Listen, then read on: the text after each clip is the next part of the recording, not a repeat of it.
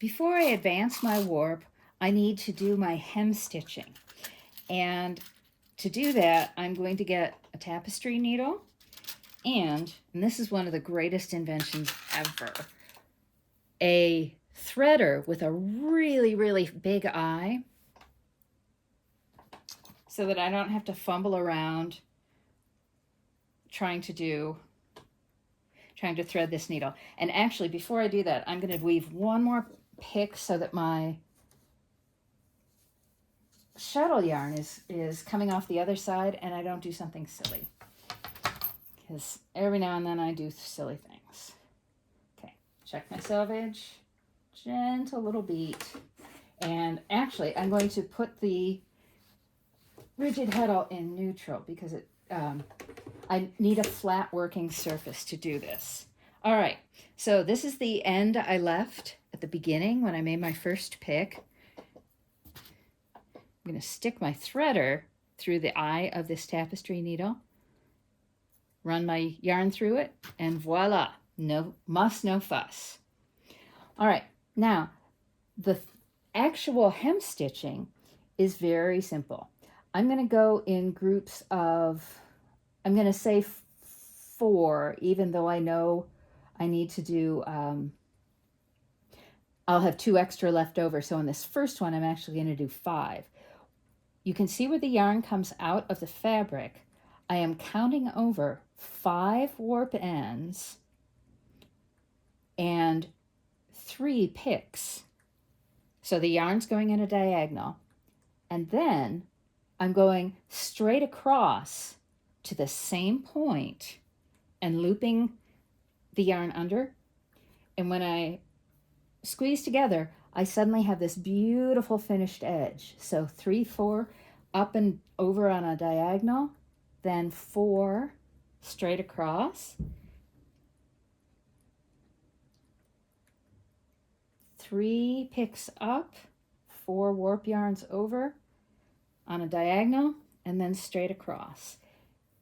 And again, there are lots and lots of videos for hem stitching.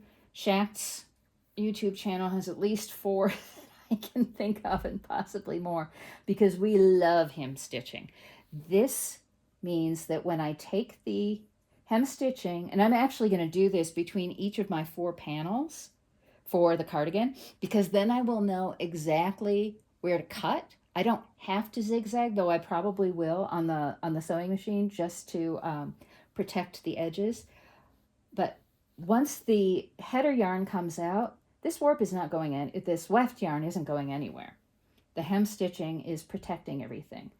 And I can actually go pretty quickly.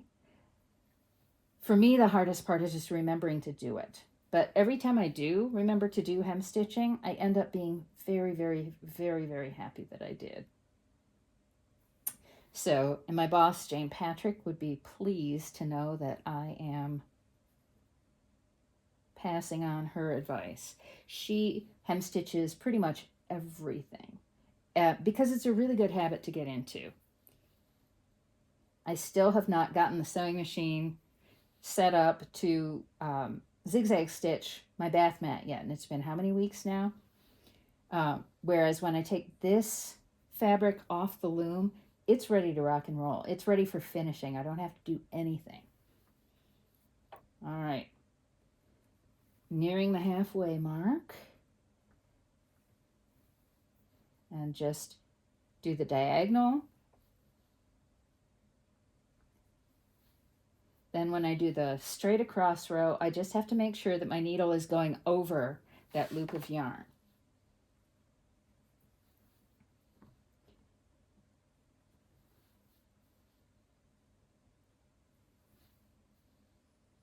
And continuing to go over and around. But see how nice that finished edge is?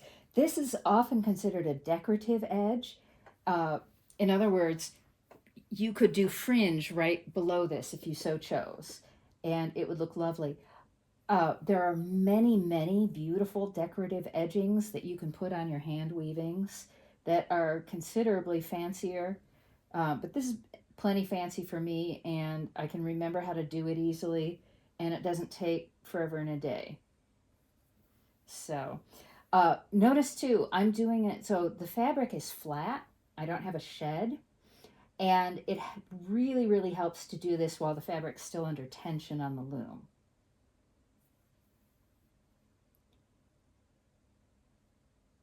One, two, three, four.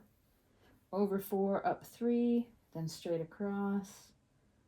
Over 4, up 3, then straight across. Over 4, up 3.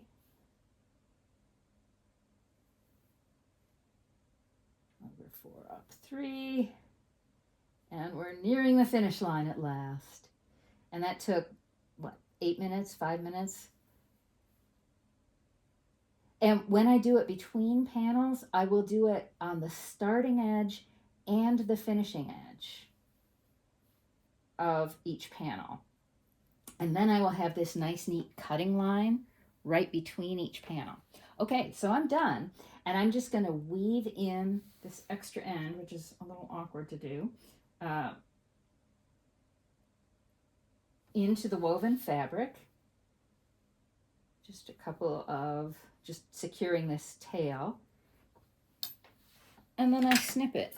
And I will trim the tail close to the surface of the fabric after it's all been finished. And that's hem stitching. And now I can keep on weaving my fabric after I advance the warp.